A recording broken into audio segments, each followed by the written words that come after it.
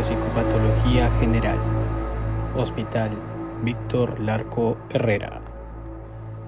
Primer módulo, Generalidades y Psicopatograma.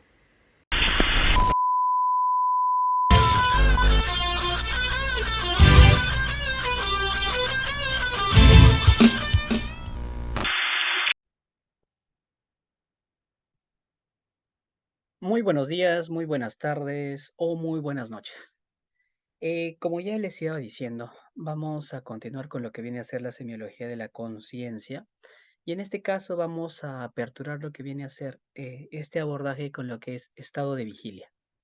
Es importante recordar esto porque muchas veces las acciones que nosotros vamos a desarrollar o las cosas que nosotros vamos a hacer van a facilitar que podamos comprender nuestro entorno, la realidad circundante en la cual nosotros nos encontramos y poder asimilar esa información.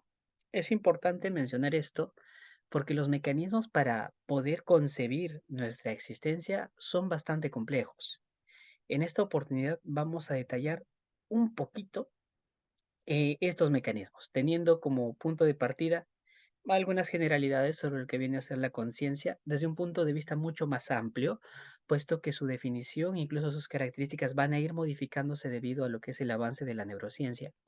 Pero por otro lado, en lo que viene a ser el abordaje y lo que viene a ser nuestra pesquisa clínica, ya vamos a centrarnos en lo que es claridad de conciencia y después de explicar qué es claridad de conciencia y los vínculos y las relaciones que tiene la misma, vamos a hablar sobre lo que vienen a ser alteraciones de la conciencia en lo que viene a ser nivel de vigilia, ¿ya? Para esto vamos a desarrollar los siguientes puntos que tenemos presentes. Bueno, vamos a comenzar. Dentro de lo que vienen a ser las generalidades, vamos a comentar primero qué es conciencia, ¿sí? Es un término bastante amplio, muchas veces difícil de definir, y nosotros nos vamos a centrar en este caso usando la terminología de Schaffer, ¿ya? O Schaffer, como quieran decirle, ¿sí?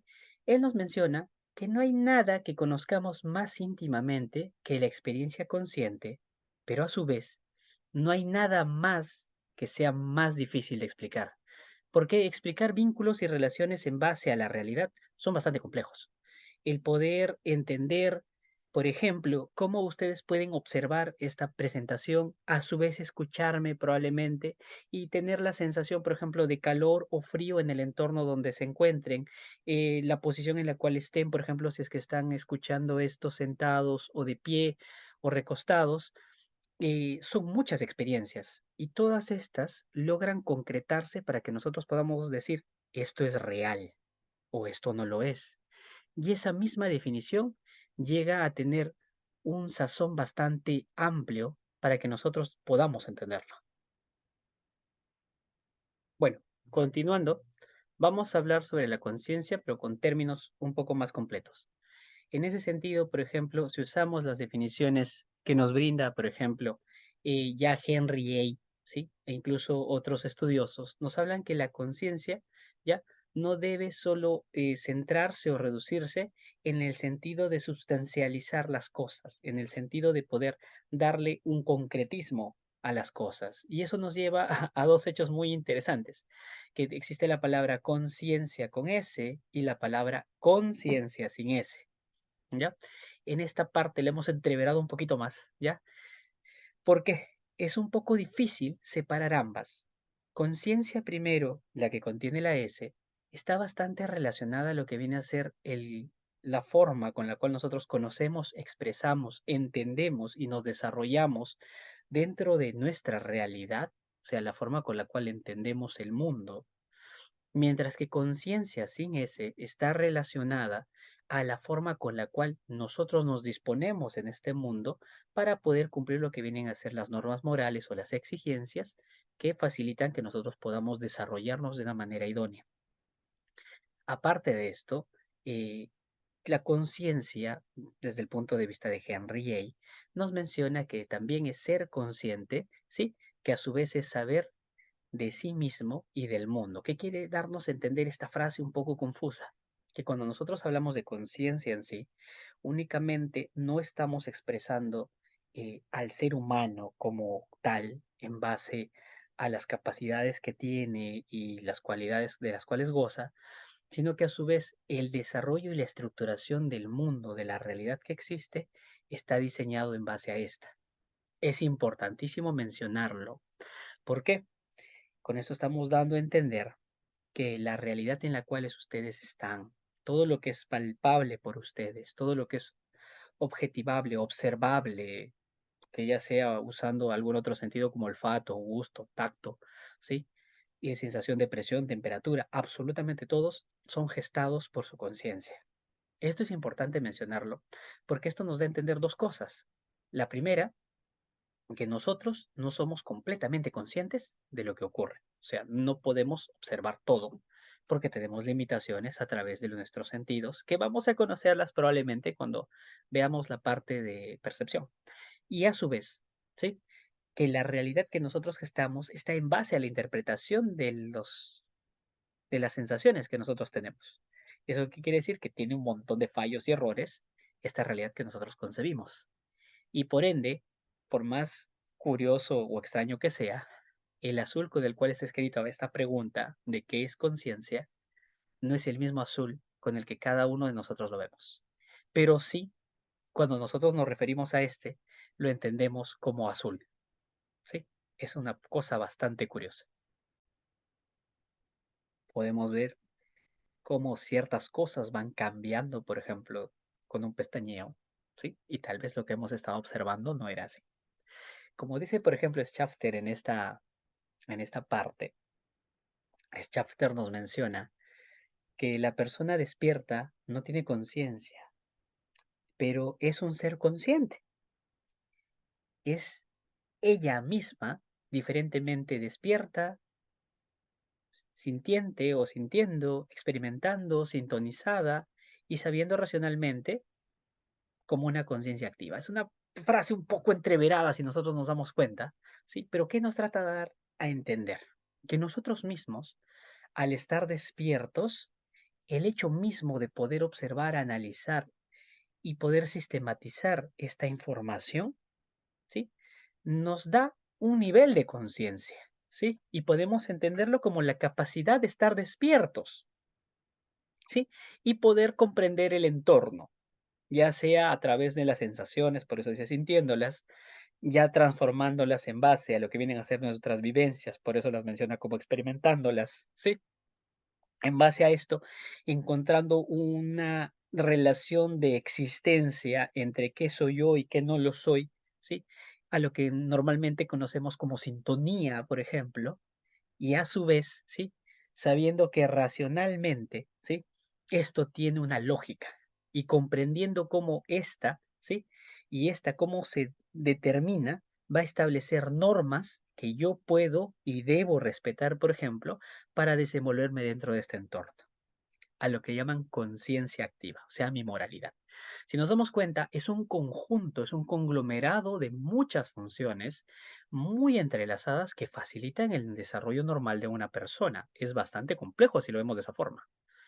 Para tratar de definirlas, delimitarlas y esclarecerlas, el doctor William James determina lo que son las características de la conciencia. Él nos enumera 5 y son bastante importantes que para que nosotros podamos conocer más adelante incluso lo que viene a ser conciencia del yo. En este caso nos vamos a centrar en parámetros un poco más sencillos. Pero William James nos menciona lo siguiente. Primero nos habla de subjetividad. Cuando hablamos de conciencia, él menciona que la conciencia es única e independiente. ¿Eso qué quiere decir? Que no todas las personas vamos a tener una misma concepción de lo que existe, pero que sí de alguna forma vamos a relacionar esto que existe y poder expresarlo haciendo que otras personas entiendan lo mismo. Aparte de esto nos habla que la conciencia cambia, ¿sí? Nos menciona lo que viene a ser la forma y el contenido van a ir variando, la percepción, la objetivación de las cosas van a ir diferenciándose con el pasar del tiempo. Por ejemplo, las impresiones que ustedes tenían al principio de esta charla son probablemente muy distintas a las que van a tener al final o incluso las que están teniendo ahora por la nueva información o el refrescar información que ustedes ya tenían, porque les da una visión tal vez distinta o más amplia. A su vez, esto nos habla de continuidad. La conciencia es como un río, ¿ya? Es algo continuo que se mantiene fluido y en movimiento, el cual no puede retroceder porque siempre está cambiando y asimilando nuevas características, nuevas perspectivas, ¿sí? Que básicamente viene a ser toda la información que vamos acopiando. A su mismo, tiene lo que es la intencionalidad. Ese fenómeno de búsqueda tiene un motivo, tiene una forma con la cual se va a relacionar para poder conseguir un objetivo, que básicamente es la persistencia de nuestra especie, o en este caso, situaciones que faciliten que nosotros biológicamente podamos seguir funcionando. Por ejemplo, conseguir comida, conseguir refugio, que vienen a ser necesidades básicas, y al ya suplirlas en base a nuestra moralidad, vamos buscando cosas, entre comillas, más evolucionadas. ¿Sí? Por otro lado, ya es selectiva. ¿Eso qué quiere decir? Que nosotros no podemos enfocarnos en todas las manifestaciones, toda la información que está a nuestro alrededor. Tenemos que guardar atención a lo que vamos a hacer. Y por eso cuando nosotros hablamos de conciencia, con la finalidad de estar despiertos y hacer el acopio de información, va muy de la mano con lo que viene a ser la semiología de la atención que vamos a ver en capítulos posteriores. Es importante mencionar esto porque cuando nosotros hacemos una valoración del nivel de conciencia, o sea, de estar despierto como vigilia, a su vez hacemos esta retroalimentación en base a lo que viene a ser este otro tipo o esta otra esfera de lo que viene a ser el examen mental o el psicopatograma. Entonces, para consolidar, según lo que nos menciona Holmes, por ejemplo, el 2005, él nos dice que la conciencia debe ser, a su vez, considerada como un todo, y es una construcción que tiene una cualidad dimensional. Con esto nos da a entender que nosotros no podemos separarla, apartarla o cortarla, sino que es algo que es una totalidad. Y al ser una totalidad, debe ser objetivada de la misma manera. ¿Qué quiere decir esto? Que tiene que mantenerse eh, a través del tiempo, tiene que mantenerse a través de nuestras vivencias. Básicamente es lo que nos gesta todo lo que nosotros conocemos como existencia y a su vez su antítesis como la nada. ¿Ya? Es un concepto bastante complejo en este sentido porque nos habla de que va a haber factores que van a ir cambiándola, moldándola o definiéndola de cierta manera. Y esto es importante para nosotros porque si nosotros no los consideramos más adelante, los que vendrían a ser las dimensiones de la conciencia del yo, no podemos entender cómo se va a articular cada una de estas esferas que nosotros vamos a ir viendo. Con toda esta premisa, ¿sí? Vamos a mencionar ya un concepto más amplio, ¿sí? Y vamos a entender que la conciencia, ¿sí? No necesita ser concebida como un epifenómeno del cerebro, ¿sí? Como una producción de los hemisferios. Más bien que el cerebro y su funcionamiento pueden verse como una manifestación humana de la conciencia limitada, transitoria, cambiante, inestable y fluctuante. ¿Esto qué quiere darnos a entender? Que básicamente la maquinaria con la cual nosotros contamos, con la cual nosotros gozamos, nos da la facilidad de que podamos existir y a su vez que el mundo exista, más no nos brinda una comprensión de la totalidad de la existencia misma, por lo cual no podemos acceder a toda esa información. Por ejemplo, la imagen que ustedes están observando realmente no es la imagen que está ahí, o sea, no es la computadora, no es la pantalla, básicamente es la interpretación de los fotones que sus ojos usan para poder analizar y algo que ha sido reflejado a través de ello. Y por ende puede haber fallas. ¿Eso qué quiere decir? Que nosotros no logramos apreciar realmente todo lo que hay a nuestro alrededor, solo una ínfima cantidad de esto. O como diría Platón, el mundo de las ideas está lejos de nosotros. Pero es muy importante saber cómo esta maquinaria lo estructura. En ese sentido, para que podamos comprenderla, tenemos que saber lo que son los estados de la conciencia. Dentro de lo que son los estados de la conciencia, nosotros tenemos varios. Actualmente, por ejemplo, en el momento en el que nos encontramos, estamos en una conciencia cotidiana. o conciencia diurna media. ¿Qué quiere decir? Que estamos despiertos y, por ejemplo, estamos guardando atención a una clase. ¿Sí? Es algo normal, algo usual, es básicamente la realidad que percibimos del mundo. Esta, a su vez, está ligada a lo que es conciencia de vigilia, o sea, en un estado en el cual nosotros sabemos que estamos despiertos, ¿sí? Esta tiene un estado de transición que en la cual nosotros transitamos todas las noches, por ejemplo, y todas las mañanas, cuando pasamos a lo que es el estado del sueño o la conciencia onírica o de sueño, ¿sí? Esta conciencia onírica o de sueño está relacionado a lo que vienen a ser las conciencias hipnagógicas e hipnopómpicas, relacionadas a los momentos en los cuales nos desconectamos del entorno externo y básicamente hacemos un funcionamiento diferente al cual estamos acostumbrados de manera diurna, ¿sí? Pero a su vez, existen estados, por ejemplo, que pueden complicar o modificar los estados de vigilia, que van a causar que nuestra conciencia se altere, estados alterados de conciencia, ya sea relacionados a lo que viene a ser el trance y el éxtasis, ¿sí? Lo que viene a ser el éntasis, ¿sí? Que van a básicamente llevarnos a una definición distinta del mundo, a estados de supraconciencia, por ejemplo, con visiones místicas, como por ejemplo las personas que llegan a una epifanía, ¿sí? O cósmicas, y a estados subconscientes o básicamente instintivos, muchas veces relacionados a patrones más primitivos que nosotros contamos. A su vez, nosotros podemos entender estos estados a través de los componentes que se nos muestran en la pantalla. Estos componentes, por ejemplo, a la cabeza tenemos los niveles de alerta, que vamos a analizarlos, por ejemplo, en el segmento de atención, pero es importante conocer que estos están relacionados a lo que es el nivel de vigilancia. A su vez, tenemos una capacidad de experimentación o de vivencia que nos va a dar el contenido de lo que nosotros vamos a observar o nosotros vamos a vivenciar. Y para que este se dé, necesitamos una capacidad de direccionalidad para que se dé este fenómeno que mencionaba William James de búsqueda, ¿sí? Una intencionalidad en nuestra acción, ¿sí? Que se conoce como atención selectiva y que está relacionada también con lo que le mencionaba los componentes de la atención. Básicamente, entonces, para que podamos viajar entre estos estados de conciencia, van a haber variaciones a nivel de lo que es nuestro nivel de alerta, nuestra vigilancia, la capacidad de vivenciar las cosas y la direccionabilidad o las capacidades de atención. Menciono esto porque vamos a hablar de lo que es claridad de conciencia. Cuando nos mencionamos o nos situamos en lo que es claridad de conciencia, tenemos que entender dos cosas. Hace un momento mencionábamos, por un lado, la vigilia o el nivel de vigilancia, ¿no? Básicamente vienen a ser los niveles que nosotros tenemos para saber si estamos despiertos o no.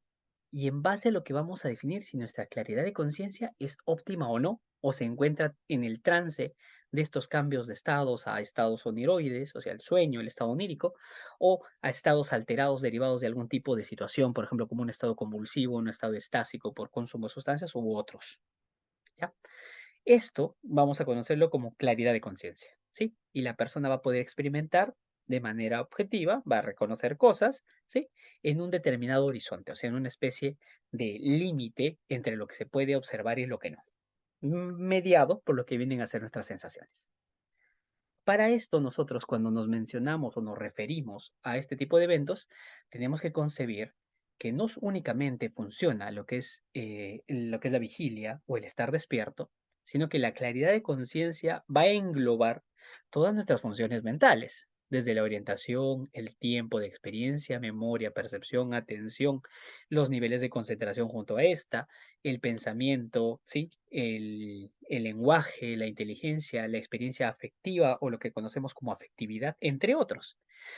Pero a su vez, hay niveles que están fuera de lo que es claridad de conciencia, como por ejemplo la conciencia de la experiencia o conciencia experiencial, que está relacionado a mi conciencia del yo, la conciencia de la realidad, por ejemplo, para que yo sepa qué es lo que ocurre, qué es lo que no ocurre. Mi autoconciencia, que también está relacionada a lo que es la conciencia experiencial, que básicamente es la definición que tengo de mí mismo, mi corporeidad, por ejemplo, ¿sí? La concepción de mi existencia, y a su vez una conciencia del mundo exterior que nos habla de lo que existe fuera de mí, con lo que yo me diferencio. Por ejemplo, ¿cómo sé, por ejemplo, que la mesa no me pertenece a mí, entre otras cosas?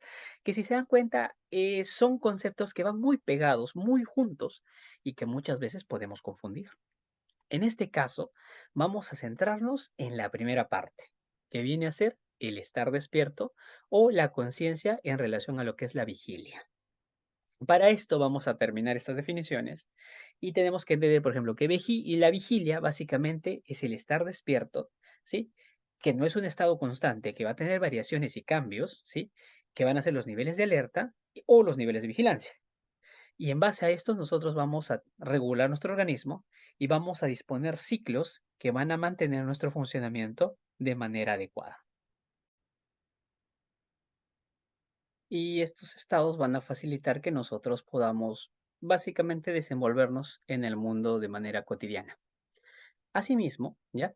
Nosotros tenemos dentro de estos estados uno de los más completos que viene a ser el ciclo circadiano, que como ustedes han estado viendo en las clases anteriores y probablemente van a ver en las clases futuras, es una estructuración muy compleja relacionado no solo a mecanismos endocrinológicos, sino que conlleva una sistematización desde manifestaciones inmunes, ¿sí? Que van a ser reguladas por manifestaciones o cambios genéticos que van a tener una implicancia en todos los sistemas que nosotros manejamos y por ende pueden modificar nuestra concepción de la realidad misma. Asimismo, ya la claridad de la conciencia, ¿sí? Está relacionada, como les mencionaba, a la articulación completa de todas nuestras funciones mentales. Y esta es la que nos va a dar una visión general de básicamente todo, ¿sí? Desde el contexto histórico, ¿sí?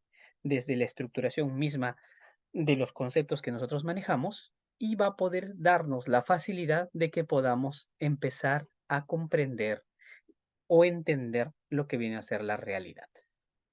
Con esa premisa, tenemos que entender ciertas cosas. Hace algunos años, más o menos unos 2 o 3 añitos, ¿sí? Coban realizó un estudio bastante curioso e interesante, ¿sí?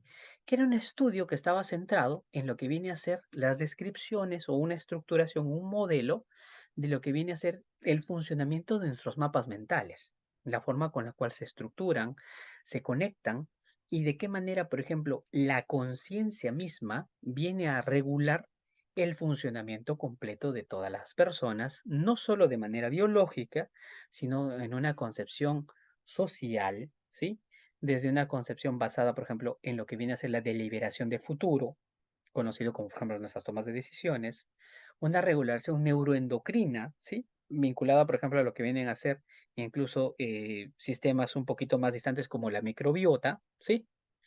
Y todo esto conllevado o sistematizado a través de lo que vienen a ser ya las manifestaciones propias del cuerpo y que pueden conllevar a que se presenten, por ejemplo, alteraciones o cambios relacionados a variaciones en estas, como por ejemplo enfermedades cardíacas, metabólicas, alteraciones gastrointestinales, patrones inflamatorios distintos, problemas cognitivos o variaciones a nivel de esto, dolor, entre otro tipo de sintomatología que una persona pueda reportar o cambios psicopatológicos.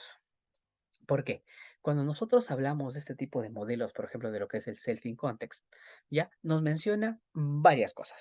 Uno, que este estado de conciencia es bastante completo, maneja el flujo o el conocimiento de lo que viene a ser el pasado y el futuro, y a su vez, en base a la estructuración de lo que viene a ser esta percepción sensorial que tenemos del entorno y la forma con la cual se asocian las memorias, la forma con la cual proyectamos en base a estas cogniciones los devenires o lo que va a ocurrir como en futuro, ¿sí?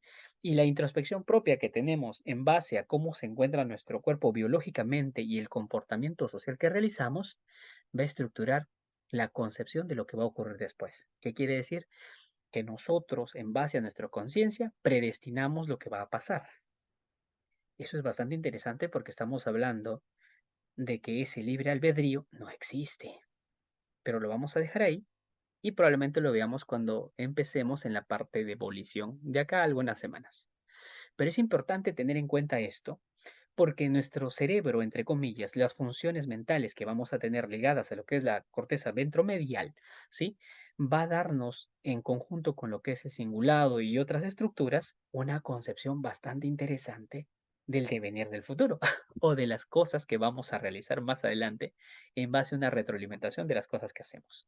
Y es bastante importante mencionarlo, ¿ya? Porque si nosotros nos damos cuenta, por ejemplo, de la corteza ventromedial, ¿sí? Del lóbulo prefrontal, está relacionada con distintas estructuras que van a ir desde un control cognitivo, por ejemplo, relacionadas a lo que viene a ser la corteza dorsolateral, a lo que viene a ser toma de decisiones, por ejemplo, vinculada con lo que es la amígdala y la corteza orbitofrontal, a definiciones, por ejemplo, y concepciones semánticas o estructuración de lo que viene a ser nuestro lenguaje y en base a eso, las definiciones y todos los algoritmos que vamos a usar en nuestro lóbulo temporal y el hipocampo.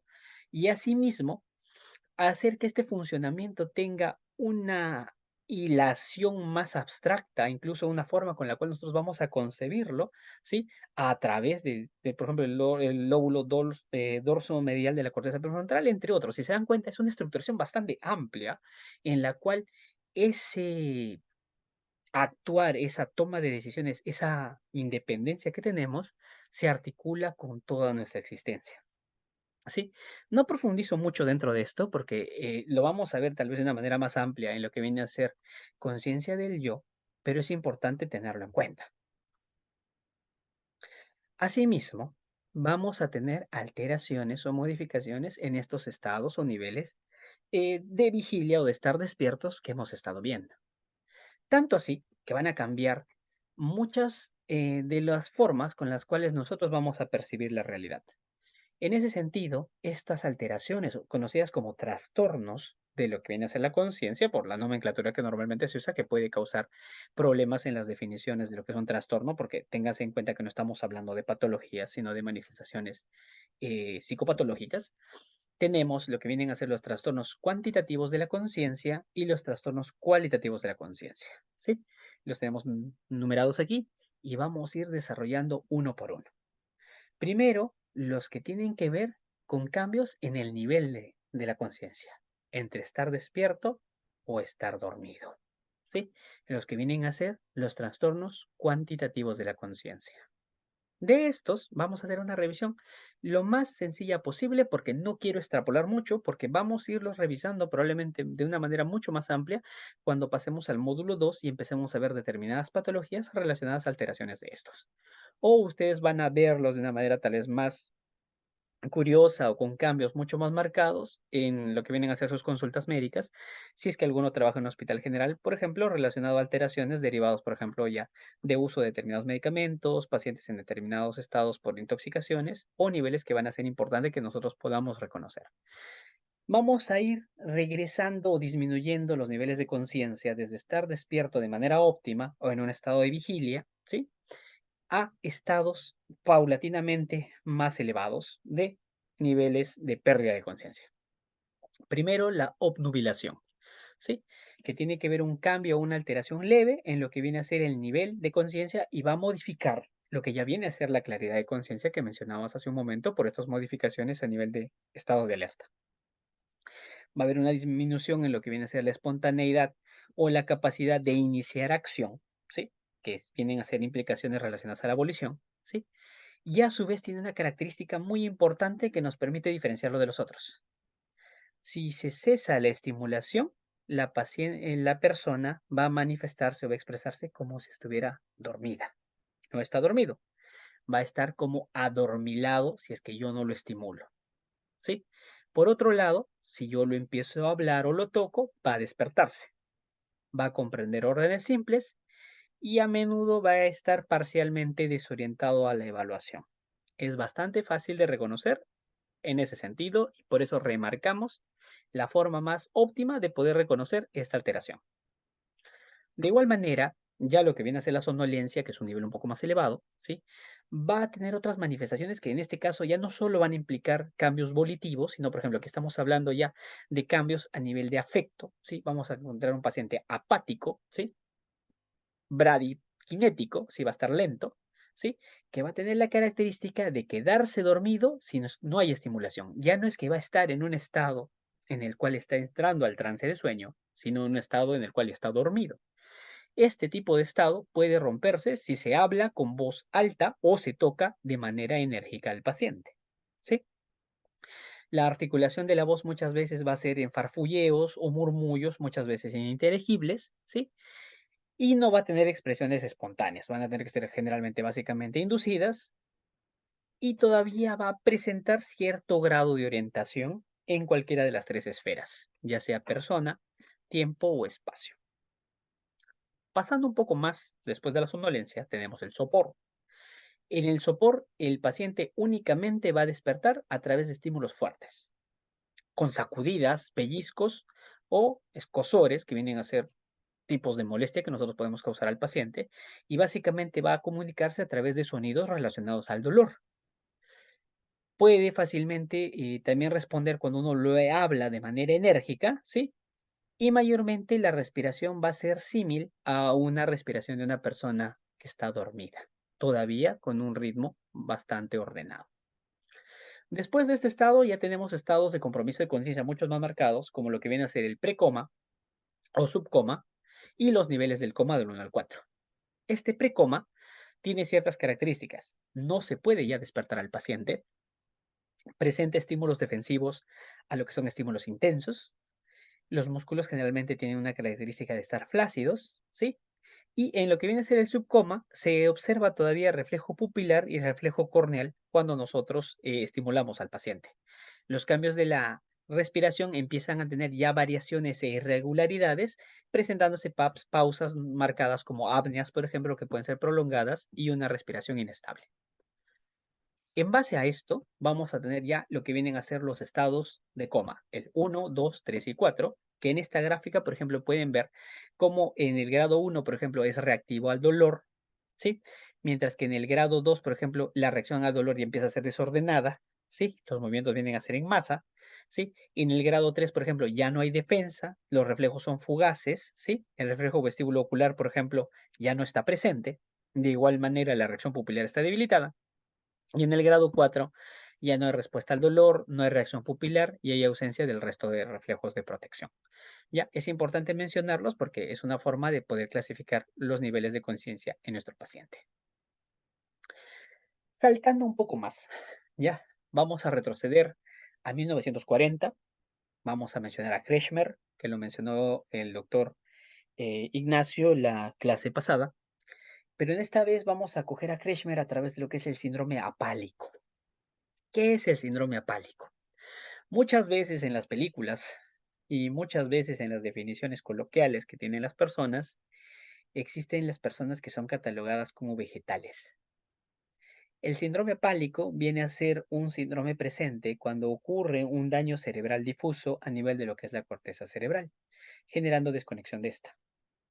Esto va a generar algo que nosotros llamamos estado mental parasómnico, en lo cual la persona va a parecer estar despierto, pero la respuesta o reactiva a lo que son estados de vigilia no se van a presentar. Va a estar mudo e inmóvil, ¿sí? Va a mantenerse los ritmos vegetativos de manera ordenada, o sea, el ritmo cardíaco, la respiración, ciclo sueño-vigilia, pero el paciente va a estar completamente desconectado e inerte en este estado, ¿sí? Básicamente es un mutismo asinético, ¿ya? Es uno de los estados muy frecuentes, muy presentes en personas con daño cerebral difuso a nivel de corteza. Y continuando, tenemos también lo que vienen a ser los trastornos cualitativos de la conciencia, ya no relacionado a niveles de estar despierto a dormido, sino manifestaciones que nos van a alterar ya la misma concepción de la realidad. Dentro de estos, por ejemplo, de los más usuales que ustedes van a ver, los más frecuentes e incluso que ameritarían tal vez tener un seminario propio únicamente de estos, tenemos los que vienen a ser los trastornos conocidos como delirium, que básicamente es una desorientación parcial o total, con una característica muy curiosa, una incoherencia del pensamiento, un juicio ilusorio erróneo, ¿sí? Esta incoherencia puede variar básicamente a un estado de no un pensamiento incoherente, sino un pensamiento básicamente disgregado en algunos casos. La característica también muy resaltante viene a ser la manifestación de alucinaciones, especialmente visuales. También puede haber vestibulares, acústicas, incluso táctiles, son de las más comunes, ¿sí? Asimismo, una de sus características es la manifestación marcada a nivel de lo que viene a ser hora vespertina, que tiene algo bastante curioso. Si nosotros vemos, por ejemplo, el desarrollo que mencionábamos hace un momento de la relación de la corteza ventromedial, por ejemplo, con la concepción propia de la existencia de nosotros, ya podemos entender que muchas de las concepciones en base a la forma con la cual nosotros nos desenvolvemos o entendemos la realidad está normada por lo que viene a ser nuestra corteza prefrontal, ¿sí? Y como ustedes sabrán, nosotros somos animales diurnos, ¿sí? Los animales diurnos estamos despiertos mientras hay luz. En esta parte del hemisferio, ¿sí? La luz desaparece en promedio entre las 5 o 6 de la tarde, 7 de la tarde por lo mucho. Esta característica es bastante importante porque después de esto, la desconexión de la corteza prefrontal es parcial, entre comillas, si queremos verlo de una manera funcional, pero por la evolución misma y la adaptación que tenemos y el ritmo normal de vida que hemos consolidado durante estos milenios, es tolerable. Pero si hay una disfunción en esta, sobre todo si hay daño, por ejemplo, difuso, ya sea por un daño propio de la estructura, alteraciones en el funcionamiento a través de cambios metabólicos o alguna otra alteración, es bastante frecuente que este delirium se presente a esa hora y se conozca como síndrome crepuscular. ¿Sí? Es interesante mencionar que aparte de esto va a haber cambios vegetativos que podemos encontrar en estos pacientes, derivados probablemente de las alteraciones metabólicas que hayan conllevado a esto, ya sea la causa X, la que la haya causado, ¿sí? Qué bonita la redundancia, ¿sí? Pero vamos a encontrar sudoración, taquicardia, secreciones, enrojecimiento de la piel, temblores intensos, aumento de temperatura e incluso deshidratación, ¿sí? Continuando con esto, vamos a empezar a tener ya estados alterados de la conciencia, ¿sí? Estos estados alterados de la conciencia van a ser bastante importantes. Vamos a hablar primero de lo que es el estado crepuscular. Este estado tiene un enfoque bastante interesante que a nosotros nos puede servir mucho. En este estado, lo que vamos a encontrar van a ser que las experiencias internas, ¿sí? Van a estar centradas en lo que nos está pasando. ¿Qué quiere decir con esto?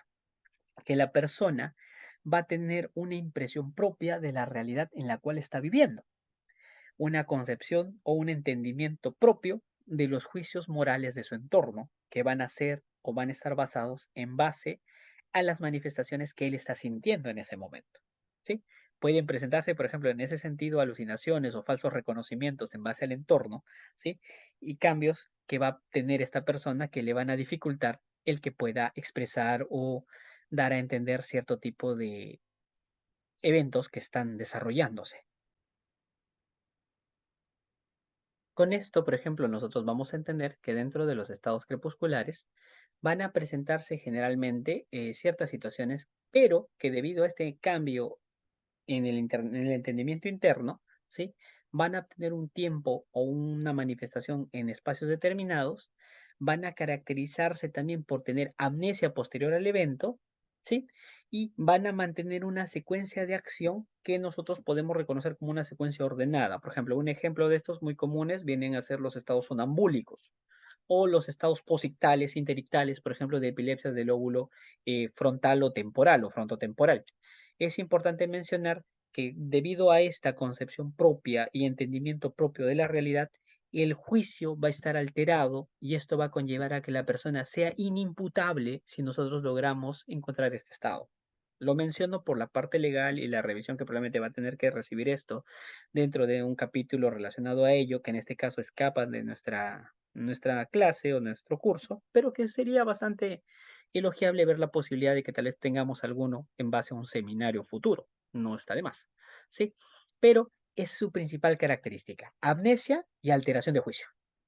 Por otro lado, los estados oniroides, que se caracterizan por desorientación e incluso una confusión del paciente, ¿sí? Esto es bastante interesante porque los estados oniroides generalmente son provocados por estados ya sea de intoxicación, en los cuales puede haber una presencia de error en el juicio, más no una alteración completa. ¿Ya? ¿Eso qué quiere decir? Que el paciente va a ser parcialmente consciente de lo que está ocurriendo, ¿sí? Y esto puede conllevar a que el paciente tenga manifestaciones relacionadas a emociones extremas o emociones muy marcadas durante este tipo de situaciones. Asimismo, los estados confusionales, por ejemplo, como lo que viene a ser la mentia, conocido como estado o síndrome de confusión mental grave, o incoherente, ¿sí? Que nos habla de una desestructuración completa del pensamiento, también van a estar presentes en lo que vienen a ser los trastornos cualitativos. Estos están relacionados o manifestados con una desestructuración o una manifestación completamente aberrante de lo que vienen a ser nuestras funciones mentales y van a presentarse sobre todo con características relacionadas a cambios en lo que vienen a ser sensaciones, o sea, vamos a tener alucinaciones, cambios por ende en las interpretaciones, van a haber delirios, alteraciones o complejos derivados de problemas en lo que viene a ser la interpretación de estas situaciones, por lo que vamos a tener estados del ánimo alterados, y a su vez situaciones relacionadas a lo que viene a ser perplejidad o asombro, puesto que debido a estos cambios, los niveles de lo que viene a ser conciencia de realidad van a alterarse y los fenómenos de sugestionabilidad van a estar presentes. Y ahí como última manifestación de lo que vienen a ser los trastornos cualitativos, así como vemos alteraciones en lo que viene a ser la conciencia relacionados a lo que viene a ser los juicios de realidad, lo que viene a ser estados relacionados a lo que es absorción de información o alteraciones, por ejemplo, en el desarrollo de esta. También tenemos cambios relacionados a la expresión excesiva de lo que vienen a ser los límites de nuestra conciencia, ¿sí? No poder delimitarla de una manera adecuada y tener una percepción exagerada de lo que vienen a ser las manifestaciones que nosotros percibimos normalmente, o sea, como una hipervivencia de lo que vienen a ser estas percepciones, que se conoce como expansión de la conciencia o expansividad, por ejemplo, ¿sí? Que está caracterizada o manifiesta a través de una o un incremento marcado en lo que viene a ser la expresión de todas nuestras funciones mentales, ¿sí? Se sienten más vívidas, están acompañadas, por ejemplo, de mayor contenido, ¿sí? Las emociones o las vivencias son más marcadas y los estados en los cuales la persona se siente en sintonía con con su entorno son mucho más relevantes, ¿sí? Es importante mencionar todo esto porque todos estos estados están relacionados o se manifiestan en el desarrollo normal de una persona y pueden presentarse debido a distintas situaciones. Sin más, y sin prolongar mucho esta presentación, puesto que el tema en sí da para más, pero no puedo extenderme demasiado porque estaría ingresando ya a lo que vienen a ser las otras esferas para empezar la articulación de los mismos. Y vamos a dar la clase por concluida. Ha sido un gusto conversar con ustedes. Habitualmente vamos a darle pase al Donald que se encuentra de manera física con ustedes. ¿Sí?